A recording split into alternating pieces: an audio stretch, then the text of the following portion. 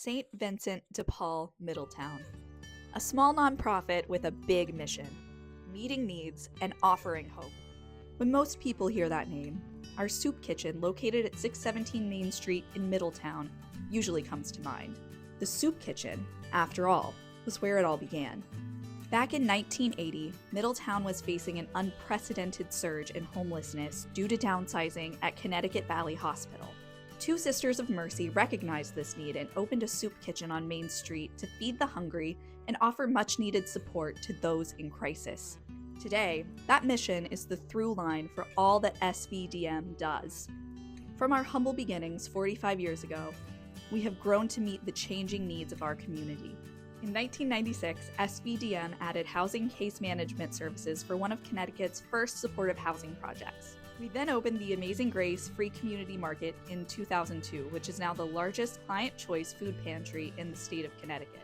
Over the last 7 years, we have continued to deepen our impact by embedding innovative wraparound services into our core programs, all of which are designed to help our clients achieve recovery from substance use disorder, access healthcare, reconnect with the community, get on a path to employment, and ultimately achieve a more stable life.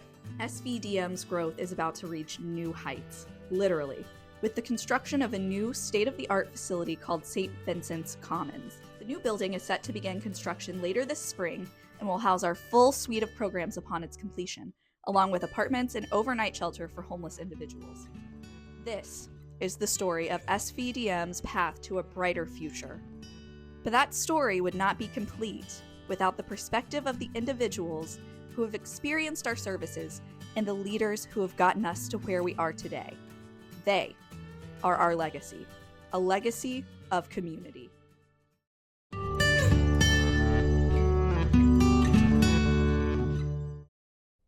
How did I first get involved? It's word of mouth on the street. That's it. I heard it. You want something to eat, go to soup kitchen and eat, and then from there on, it progressed. Anyways, I just got divorced, and I left with the clothes on my back because I told my wife everything's replaceable. I'll replace it all, no big deal. And I was sleeping in a church alleyway on Main Street, and then I went from the church to a tent underneath the underpass. From the underpass to the river. The river got flooded. It took away everything I owned. I had just got like a week's worth of clothing through St. Vincent's, through the help up there, sneakers, and it all got washed away. So I had to start all over again. But they were wonderful, and they did help me out immensely. And they're still there in my corner, which is, I went from there, I went to the warming center, which was sponsored by St. Vincent's. And then I went to the Eddy Shelter. From the Eddy Shelter, I still continue to go to the soup kitchen every day. And the people were wonderful. It's whatever you ask for. If they have it, they'll give it to you. And it's been an experience, but it's been a long road. And now this month, March, I just moved into my own place, and it's a good feeling. This is a good story. When I was married, I had a house. I had a little house on the hill, and to go from that to nothing, without the support and help of St. Vincent de Paul's, I wouldn't have made it. And God bless them. They're good people. Well, I came out. I was a beat up, toothless old biker, and I got my teeth fixed. I got my priorities straight. I was a drunk. I was drinking every day, and I quit drinking, and I stayed with the programs that are out there. And again, without the support and help of you guys, St. Vincent's, I would have never made it. And God bless them. They're good people. That's reality.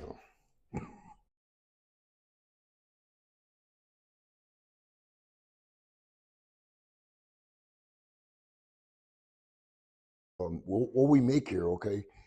We make this in 90. When we sell, 90% of the money goes in our pocket. 10% goes back to purchasing more items.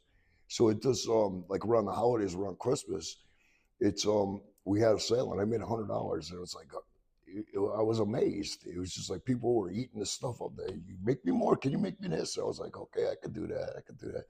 So we said, I'm called Mike, but my real name is John Michael, and we call this now the John Michael Collection.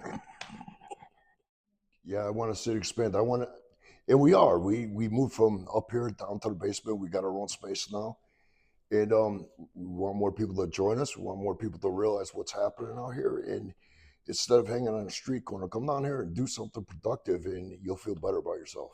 You really will.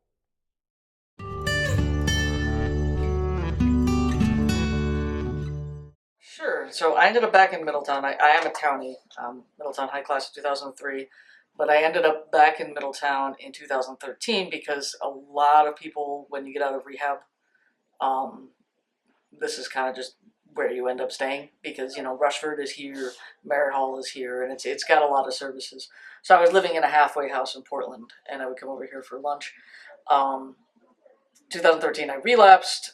2014, I relapsed later that year, and ended up back here as kind of a disaster. And it's funny working with people who remember me that way. So it's nice that they got to meet who I actually am and not just who they had to keep asking to leave.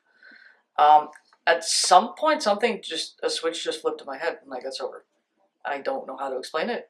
Everything changed. And that was in 2016. How I ended up here was during COVID. I was getting $800 a week in unemployment, which is a really, really bad situation for a drug addict.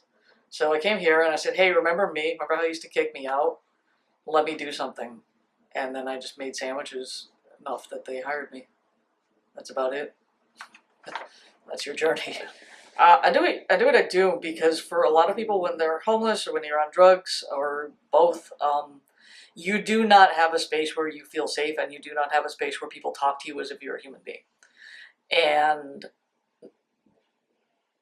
that's about it. Everyone deserves to be treated with dignity. Everyone deserves a good meal. Everyone deserves to have somewhere they can come and be like, hey, I need socks.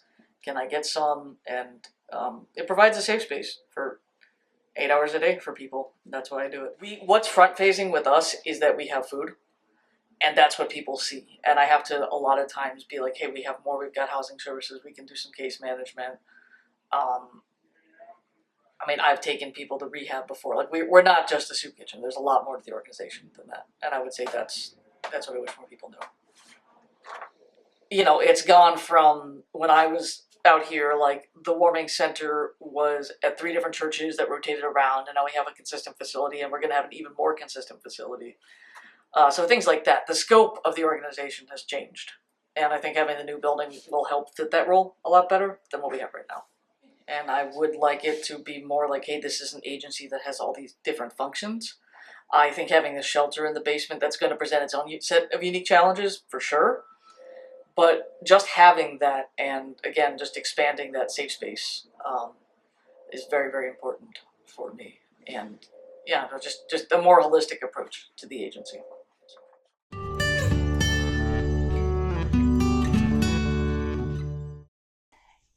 So I have a unique perspective about St. Vincent de Paul, Middletown, because I worked here in the 1990s for Sister Pat McKeon, who was our founder.